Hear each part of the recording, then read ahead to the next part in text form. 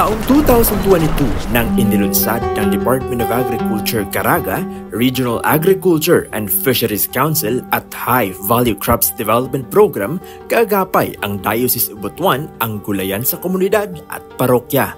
Isang programang isulong ang advokasiyang kasapatan ng supply ng pagkain, maibsan ang kahirapan at mapataas ang kita sa kanayunan sa pamamagitan ng pagtatanim sa mga bakanting lupa. 2 taon na mula nang ito'y ating sinimulan, ating alamin ang mga naging bunga ng ating pagtutulungan. Ang gulayan sa komunidad o gulayan sa parokya, kini nagapadayon karon. Gani kini nagmamalambuon pinaagi sa paghimo nato sa Faith Garden. Kining food always in the home. Then ang matag panimalay o household, ato silang gi-involved diha sa produksyon sa pagtanom sa mga gulay o mga nutritious nga mga talamnonon nga makahatag og kining seguridad sa pagkaon sa matag membro sa panimalay. Kasama ang San Roque Integrated Farmers Association sa Barangay Tungao, Butuan City, ito ay naging bagong yugto ng programa upang ipagpatuloy ang adhikain na maghatid ng sapat at masustansyang pagkain sa bawat hapagkainan. Mao nang idea na nahimugso ka ng food always in the home dinhi sa among lugar. Kay nakita namo nga pagtaas gyud sa malnourished nga sa mga kabataan nato. Nay panahon din hinga magsuroy og gulay nga mga isda. Magdala na sila og mga gulay baligya sa amo.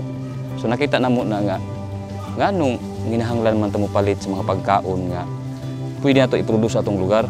Mga July na Mega seedlings, ang organization Mega Seedlings nagipanghatag ra namo sa mga membro namo nga gusto mo apil sa Faith Garden. Karon makita nato nga ang mga ginikanan nanay busy na sila sa ilang kada buntag nga routine ba. At man sa ilang dili lang even ang mga bata dili na pud ba nabahinan ang ilang time sa gadget. Kay mutabang man sa silang ginikanan pag bisbis pag atiman sa mga gulay para mo dako. Pinaka-impact yun na mo anak karon sa among community. Ano bang dako kay save ang usa ka farmer kay dili na siya kinahanglan mo palit og pitsay og panakot or kamatis kay pag palit niya isda naman lang paliton. Di naman siya mapalit og panakot, di na siya palit pitsay kay naa naman. So healthy pa yang gikaon kasi pag yun siya sa iyang budget. Sa una, naman po may gulayon, pero wala ko'y Faith Garden diri sa kaning duol ba? Tuara sa umah. Ano karon sa duol na, diferensya na. Kaya makadali magkuha dito sa baol, dito sa umah. Dugay kay makaadto.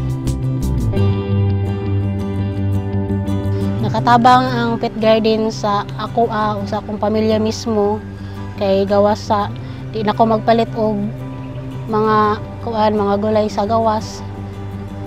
Makasave po ko sa gasto kay na naman sa among palibot magkakuha naman ko.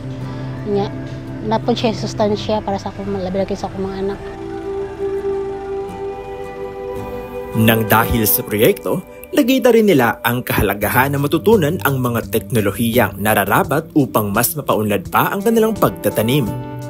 Una sir, ang organisasyon wala pa gyud siya naingon nga ani ka productive. Ang mga tao nimo dinhi dili gyud siya ingon nga kana bang ang pagbitaw ka ng bag-ong teknolohiya sa pagbanguma.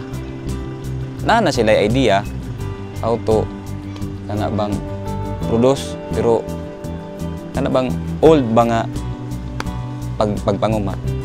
So ang gihimo ang sa organisasyon nangita kini og mga partners, mga NGO na mga trainings gihatag sa organic agriculture. Natudloan sila nahatagaan og trainings ug karon makita nimo nga ang mga tao, ang mga membro nini kamauna unsaon pag bag-o nga pagpanguma. Nahimo na sila produktibo tungod sa ilang training nga nadawat. Kanang bang mga insekto nami ana mauhan na gitudlo na mo gitraining mi ana nga inaana among buhaton kun udlon ang among mga tanom nga dili mi magamit og kana ang organic ra gyud mo gamito na mo.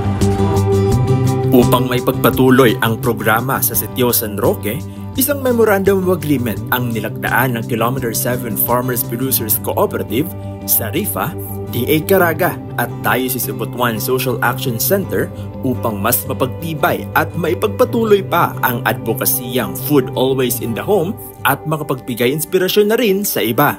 Kini kabahin ni diha sa ato pagsugod sa programa nga kini ma-replicate kini ngadto sa uban pa nga mga barangay, mga simbahan, sa mga komunidad. So kining programa nahimong mamalampuson gumikan sa pagtinabangay o collaboration sa simbahan, social action, sa komunidad, ingon unsab sa Department of Agriculture o sa asosasyon mismo o sa komunidad. Kasagaran din man yung labor, trabaho magtugbukuan, ngita og trabaho. Naningkamot ang organisasyon nga bang nakita namo mangud nga nganong kinahanglan man ta manarbaho nga naman tay opportunity dako atong gitamakan. So sukat adto sige na mo sila ingon nga naatay seeds natay abono gikan sa DA, pwede nato na makuha, pwede nato na mahimong usa ka oportunidad para makatabang nato para dili nato manarbaho. Makapaeskwela to sa anak gumikan sa atong pagpanguma. Kana bang dili lang tamo ingon to sa atong panahon ba nga mag-uuma lang ko. Dili mag-uuma ko, proud ka. Totoo nga, nakapagsama-sama, kayang-kaya. Tsak na may aabangan na naman tayong bagong komunidad na makikilahok sa ating advokasya.